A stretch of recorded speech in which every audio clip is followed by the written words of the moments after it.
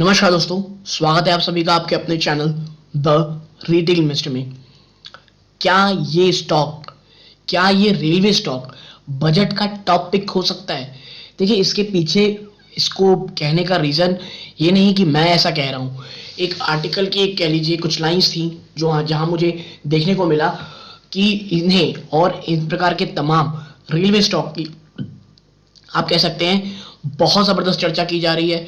हर कोई यही कह रहा है कि हाँ भाई, यही समय है स्टॉक में इन्वेस्टमेंट का, यही समय है, स्टॉक यहाँ से एक बड़ी तेजी दिखाएगा।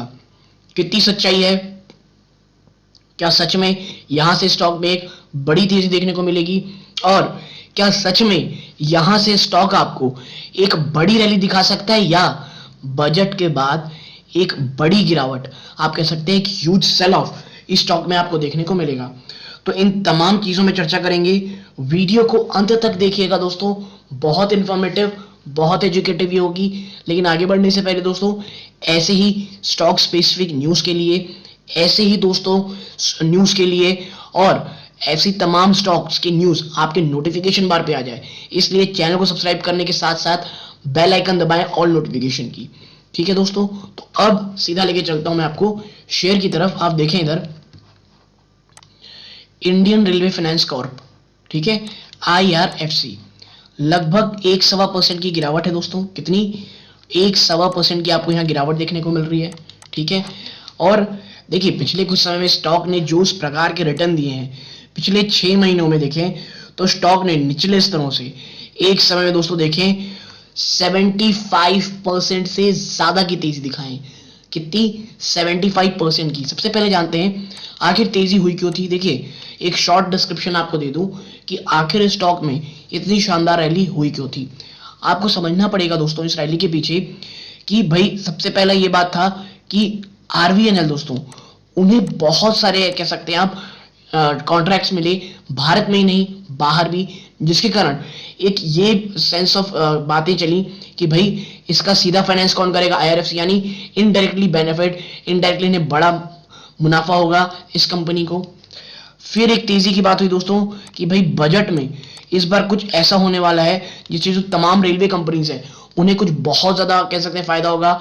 इतना ही नहीं, सरकार ने भी यही कहा था भाई, सरकार ने भी यही कहा था कि आपका जो बजट है, हमारा जो बजट है, मतलब मैं सरकार की जब बात कह रहा हूं, मैं कह रहा हूं रेलवे मिनिस्ट्री की, कि हमारा बजट बढ़ाइए।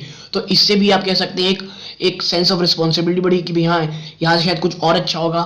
और ये था दोस्तों, कईयों के मन में ये चल रहा है कि भाई स्टॉक जो है दोस्तों, ये पंप पंप उसके बाद देन डंप की इसकी स्थिति की जाएगी।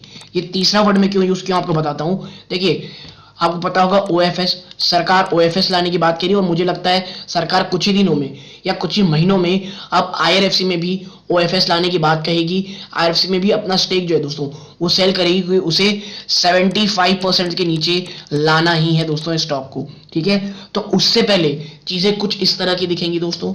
तो मैं आपको बता दूं, ये वही समय होगा कि जब स्टॉक में ऐसा लॉन्ग टर्म इन्वेस्टर्स को एंट्री करनी है, तो उससे पहले थोड़ी सी गिरावट हो सकती है। और बजट में दोस्तों इतना ज्यादा हाइप आ चुका है ना, और मुझे लगता है कि बजट की जितनी रैली होनी थी, यानी बजट के नाम पे जितना स्टॉक को चलना था, ये ऑलरेडी चल चुका है दोस्तों। और अब उस प्रकार की तेजी नहीं दिखेगी जिससे दिख रही, यानी 75, 85, 75 to 90% की तेजी आपको स्टॉक्स में कहीं से भी देखने को नहीं मिलेगी दोस्तों।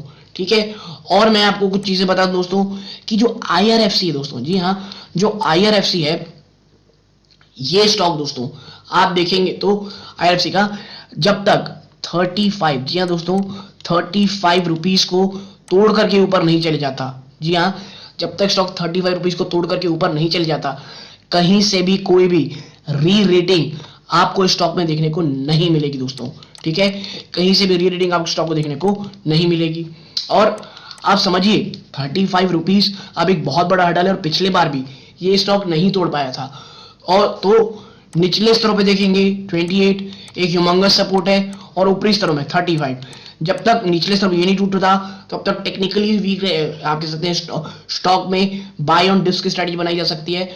और जिस दिन दोस्तों 35 के ऊपर निकल गया स्टॉक, एक दो दिन सस्टेन कर गया, तो 35 इसका एक बड़ा सपोर्ट हो जाएगा, और उसके बाद कोई बहुत बड़ी डाउनसाइड जल्दी इस स्टॉक में हमें देखने को नहीं मिलेगी।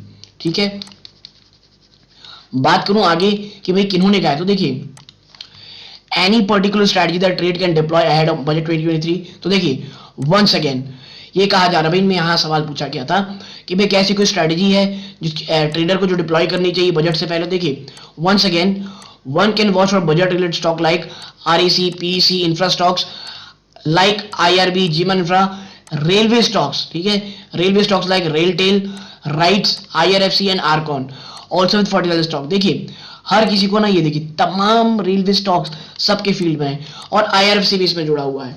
तो आप समझिए, मुझे पर्सनली लगता है दोस्तों कि तेजी जो होनी थी हो चुकी है। किसमें दोस्तों? बजट के लिए IRFC में। तो ऐसा और कोई भी चीज नहीं है कि भाई यहां पर कोई आपको बड़ी तेजी देखने को मिले।